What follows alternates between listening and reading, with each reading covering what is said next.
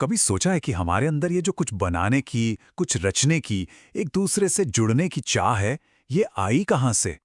देखिए, हमारी कहानी किसी एक राजा या किसी एक बड़े आविष्कार की कहानी नहीं है। नहीं, ये तो लाखों साल लंबी एक क्रांति है, जिसे पत्थरों ने, आग ने और हमारे पूर्वजों के पहले विचारों ने लिखा है। तो चलिए, इस सफर पर चलते हैं और पता लगाते हैं कि हम इंसान आखिर इंसान बने कैसे।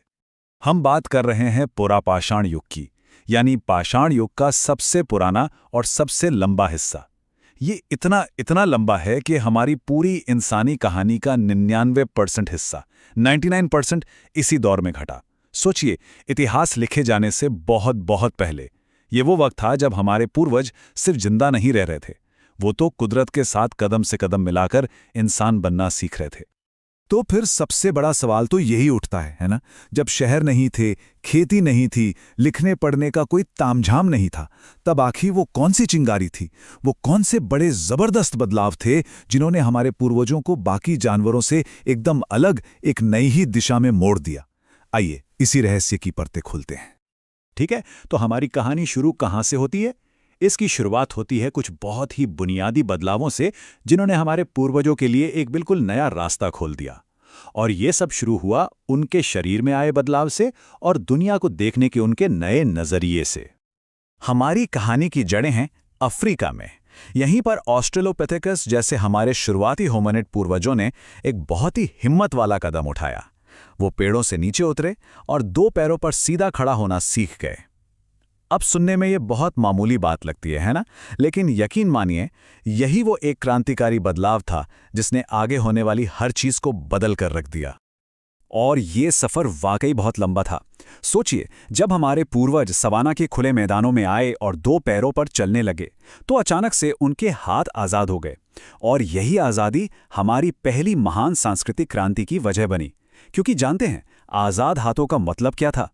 इसका मतलब था दुनिया को अपने हिसाब से गढ़ने की आजादी। और उन आजाद हाथों ने जो पहली चीज बनाई, वो थे पत्थर के औजार। हाँ, ये बहुत ही सरल थे, लेकिन इन्होंने एक कमाल का, एक शक्तिशाली फीडबैक लूप शुरू कर दिया। हाथ औजार बनाते, औजारों के इस्तेमाल से दिमाग मुश्किल चीजें सुलझाना सीखता, और फिर वो तेज दिमाग और भी बेहतर औजार बनाने के नए नए तरीके सोचता। ये सिलसिला, ये चक्र लाखों साल तक चलता रहा। अब आता है कहानी में अगला बड़ा मोड़, एक दिमागी क्रांति। ये तब हुआ जब होमो इरेक्टस नाम की एक नई प्रजाति सामने आई, और इसके साथ मानव मस्तिष्क का एक ऐसा विकास हुआ जिसकी कोई कल्पना भी नहीं कर सकता था। हार्वर्ड ह्यूज मेडिकल इंस्टीट्यूट की ये खोज इस तरफ इशारा करती है कि हमारी विकास यात्रा में कुछ बहुत ही खास, बहुत ही अलग हो रहा था। हमारे दिमाग से जुड़े जीन इतनी तेजी से बदल रहे थे जो किसी और प्रजाति में देखने को नहीं मिला। जरा दिमाग के आकार में इस जबरदस्त उछाल को तो देखिए। ऑस्ट्रेलोपिथेकस से होमो इरेक्टस तक आते आते दिमाग का आकार लगभग दोगुना हो गया। और बड़े दिमाग का मतलब क्या था? इसका मतलब था बेहतर सोच, आगे की योजना बनाने की क्षमता और एक दूसरे के साथ मिलकर काम करने की बेहतर काबिलियत। और इसी बड़े दिमाग ने आग जैसी एक जबरदस्त ताकत को काबू करना सीख लिया। सोचिए, आग सिर्फ खाना पकाने या गर्मी पाने के लिए नहीं थी। नहीं, वो शिकारियों से सुरक्षा थी, वो रात के अंधेरे में रोशनी थी, और सबसे बढ़कर आग के चारों ओर बैठकर पहली बार सामाजिक जीवन को बढ़ाया जा रहा था। कहानियां कही जा रही थी। चलिए, अब निएंडरथॉल्स की दुनिया में कदम रखते हैं। यहां पर आकर कहानी सिर्फ जिंदा रहने की नहीं रह जाती। अब कहानी जिंदगी के गहरे मतलबों और प्रतीकों की दुनिया में झांकने लगती है। अक्सर निएंडरथल को हम जंगली या पिछड़ा हुआ समझ लेते हैं, है ना? लेकिन सच तो ये है कि उनकी जिंदगी बहुत जटिल और सामाजिक तौर पर संगठित थी। वो सिर्फ शिकारी नहीं थे, वो एक ऐसा समाज थे जो अपने बीमारों और बुजुर्गों की देखभाल करता था।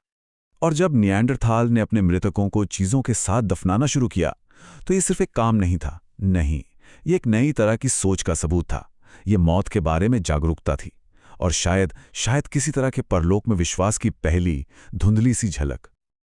और अब हम अपनी कहानी के सबसे नाटकीय मोड़ पर आ पहुंचे हैं। होमो सेपियंस यानी हम मंच पर आते हैं।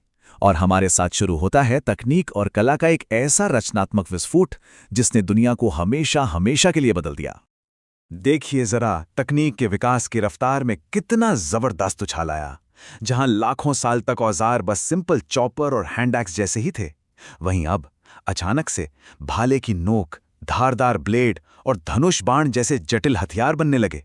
ये सिर्फ पत्थर के टुकड़े नहीं थे, ये दिमाग में आए विचारों का सबूत थे। और फिर शुरू हुआ मानवता का पहला महान कला आंदोलन। ये जो गुफाओं में बने चित्र हैं, ये सिर्फ तस्वीरें नहीं थे। ये क्या थे? क्या ये शिकार के लिए कोई जादू टोना था, या ये कहानियां सुनाने का तरीका था, या फिर अपनी दुनिया को समझने की एक कोशिश? ये हमें बताता है कि अब इंसान सिर्फ जी नहीं रहा था, वो अपनी दुनिया को अर्थ दे रहा था। अभी तक जो कहानी हमने सुनी वो काफी सीधी साधी लगती है ना? एक के बाद एक प्रजाति। लेकिन ठहरिए, अब कहानी में एक ऐसा मोड़ आने वाला है जो हमें सीधे आज के विज्ञान की नई नई खोजों तक ले जाएगा। हम सब ने वो मशहूर तस्वीर देखी है जिसमें एक बंदर धीरे धीरे सीधा खड़ा होता है और इंसान बन जाता है। पर क्या हमारी कहानी वाकई इतनी सीधी और सरल थी? शायद नहीं। अभी हाल ही में इसी साल 2024 में वैज्ञानिकों ने एक और प्राचीन मानव प्रजाति होमो जूलियंसिस के बारे में दुनिया को बताया। और ये खोज उन नए सबूतों में से सिर्फ एक है जो ये बता रहे हैं कि हमारा अतीत हमारी सोच से कहीं ज्यादा जटिल और भीड़-भाड़ वाला था। तो वो जो सीढ़ी वाली पुरानी सोच है ना, उसे भूल जाइए।